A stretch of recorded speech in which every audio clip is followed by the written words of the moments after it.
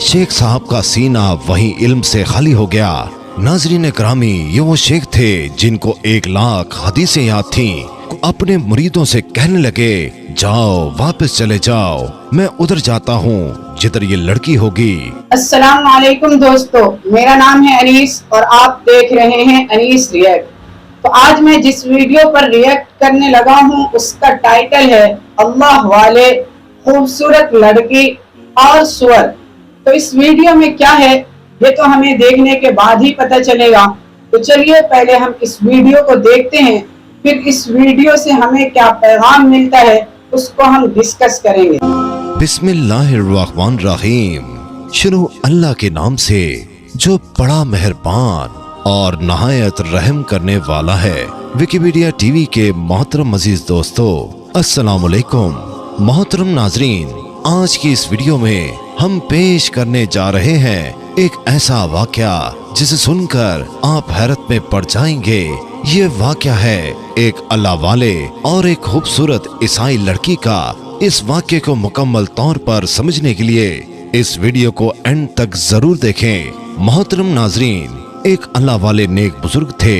एक दफा सफर की गर्ज से वो ईसाइयों की बस्ती के करीब से गुजर रहे थे। उस बस्ती के ऊपर सलीबें लटक रही थीं। थोड़ी देर के बाद वो एक कुएं पर असर की नमाज अदा करने के लिए वजू करने लगे तो वहाँ पर उनकी एक लड़की पर नजर पड़ी। वो लड़की नहायत ही खूबसूरत थी। शेख साहब के दिल पर छा गई।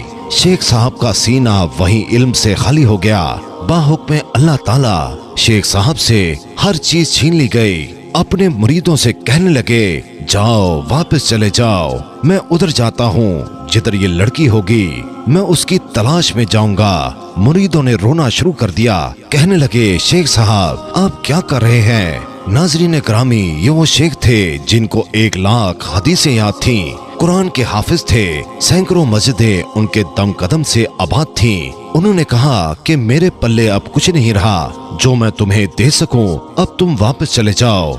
शेख साहब उस बस्ती की तरफ चल पड़े जिस बस्ती की तरफ वो लड़की गई थी। वहाँ जाकर लोगों से पूछा कि लड़की कहाँ की रहने वाली है। लोगों ने बताया कि ये लड़की यहाँ के लंबरदार की बेटी है। ये शेख साहब उस लंबरदार से जाकर मिले। कहने लगे, क्या तुम अपनी बेटी का निकाह मेरे साथ कर सकते हो? उस लंबरदार ने कहा, हाँ मुझे कोई एतराज नहीं, तुम यहाँ रहो, हमारी खिदमत करो। जब आप इसमें वाकफियत हो जाएगी तो मैं आपका निकाह अपनी बेटी से कर दूंगा। चुनाचे शेख साहब ने कहा कि हाँ बिल्कुल ठीक है। वो नंबरदार कहने लगा कि मेरे बाड़े में सूरों का रेवड़ है, आपको सूरों का रेवड़ भी चलाना होगा, आपको सूरों का रेवड़ चलाने वाला काम भी करना पड़ेगा। शेख साहब उस पर भी राजी हो गए। अल्लाह अकबर। शेख साहब कहने लगे कि हाँ मैं आपकी खिदमत करूंगा। शेख साहब सुबह के वक्त सूअर लेकर निकलते, सारा दिन चरा कर शाम को वापस आते। उधर मुरीदैन वापस आ गए और खबर लोगों तक पहुंची तो कई लोग बेहोश हो गए, कई मौत की आगोश में चले गए, कई खानकाहें बंद हो गईं। लोग हैरान थे कि ऐ अल्लाह, ऐसे ऐसे लोगों के साथ भी तेरी ये बेनियाजी का मामला हो सकता है। 1 साल इसी तरह गुजर गया। शेख साहब के एक मुरीद थे और खुद भी अल्लाह के वली थे। जानते थे कि मेरे शेख साहब इस्तकामत वाले हैं, मगर इस मामले में कोई ना कोई हिकमत जरूर होगी। उस मुरीद के दिल में ये बात आई कि मैं वहाँ जाकर हालात मालूम करूं। चुनाचे वो मुरीद उस बस्ती की तरफ चल पड़े। जब बस्ती में पहुँचे तो लोगों से पूछा कि मेरे शेख किधर हैं? लोगों ने कहा, तुम फलां जंगल में जाकर देखो, वहाँ सूअर चला रहे होंगे। जब वो मुरीद वहाँ गया तो क्या दिखता है कि वही अलामा और वही असा जिसको लेकर वो जुम्मे का खुतबा करते थे, उसी हालत में सूअरों के आगे खड़े सूअर चला रहे हैं।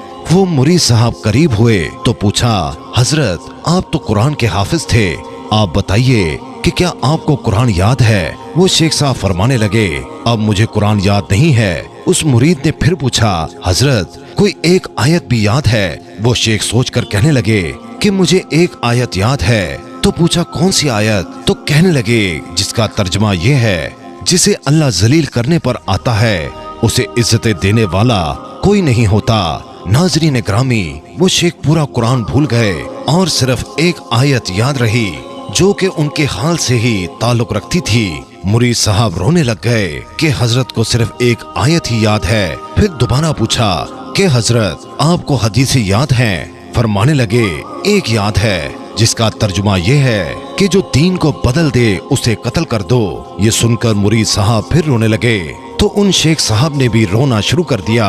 किताबों में लिखा है शेख साहब रोते रहे और रोते हुए उन्होंने कहा, ऐ अल्लाह, मैं आपसे ये उम्मीद तो नहीं करता था कि मुझे इस हाल में पहुंचा दिया जाएगा। वो शेख साहब रो भी रहे थे और ये फिक्रा बार बार कह रहे थे।